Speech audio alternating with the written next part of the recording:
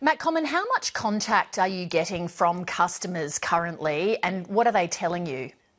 Well, Lee, clearly at the moment we're dealing with a very distressing situation across all parts of the community. I've seen personally firsthand out in branches in the last couple of days a number of customers that are coming in and requesting financial assistance. We've received and granted more than 15,000 home loan deferral repayments.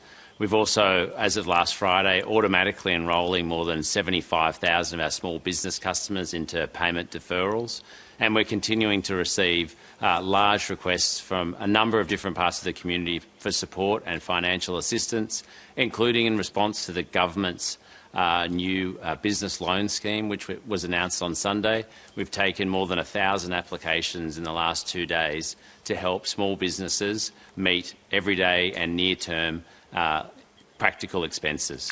On that 15,000 home loan deferrals that you've had requested, how would that compare to the number that you would normally get in that time frame?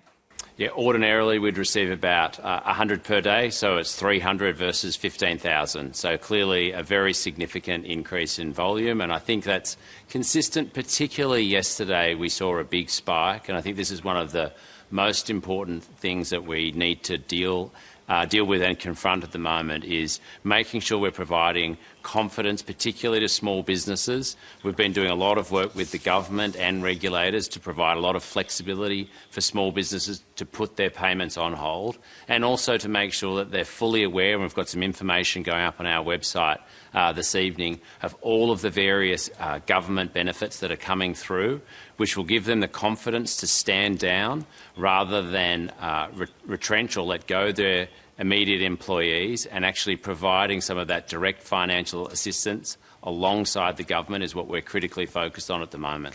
You mentioned trying to build confidence. In recent years, the Commonwealth Bank's track record of putting its customers first hasn't been great. We all remember what we heard at the Banking Royal Commission.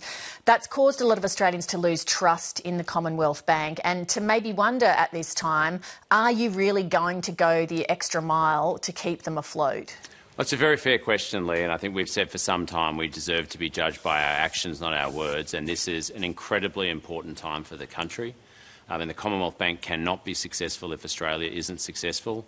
It is our whole reason for being in terms of facilitating economic growth and financial stability. We are 100% focused and stand alongside the government and all financial institutions in trying to support as many viable businesses get across this particularly challenging period of time. Can the Commonwealth Bank extend some of the measures it's announced to help customers? For example, could you expand your 6-month freeze on home loan repayments for all forms of credit, so credit cards, business loans, overdrafts, everything? We certainly could, and we're considering a range of different measures. As I said, we've automatically enrolled more than 70,000 of our business customers automatically into that payment deferral arrangement, so they don't need to contact us. That's effective from their loan repayments in April. I think that just helps give them confidence in the near term. As I said, we've had more than 15,000 customers request that in home lending. We're thinking about if there's ways for us to automatically enrol some of the customers that we feel are probably most at risk. And as you said, and I think the government's also been very clear, as is the industry, that no measures are off the table, and we're in constant dialogue, getting real-time information from what's happening out in the broader community, hearing from our customers and some of the stresses and strain that they're under, and we're certainly prepared to look at additional measures over and above what we currently have in place at the moment. The nation's communications network is going to be under a lot of pressure with people working from home, kids having online lessons and so on. How confident are you that EFTPOS won't go down? Well, we've been watching all of our systems very carefully, and fortunately to date, everything has been running pretty smoothly, all things considered, and we're extremely focused on making sure that we can support all parts of our essential services and providing continuity to our customers to give them confidence during such an uncertain time. The Commonwealth Bank has around, I think, 50,000 employees. Are you going to have to stand people down during this crisis as other major businesses have done? We have 45,000 employees, and no, we won't be standing any of them down. You've said previously that you think that this situation is worse than the global financial crisis in 2008.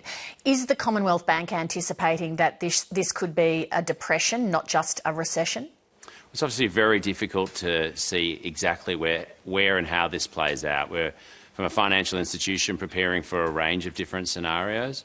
But the thing that we're most focused on at the moment is just recognising the severe stress and anxiety that we can see across our customer base, making sure that we're giving them all of the necessary support that we can.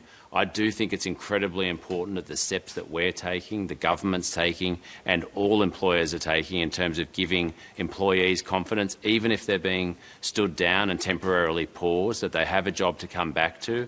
There is going to be significant global stimulus, so it will depend on the shape of the recovery. Of course, there's a range of different scenarios, but I think Australia is well placed to participate in a global economic recovery, and we should be doing everything that we can now to make sure all of those viable businesses that were operating effectively before this situation are able to participate quickly once we get out of the current health crisis. Matt Comyn, many thanks for your time this evening. Thanks very much, Lee. Hi, I'm Lee Sales. Thanks for watching this story. If you'd like to watch more of 7:30's stories, they are on the left of your screen. And tap on the button below to subscribe and get the latest from ABC News.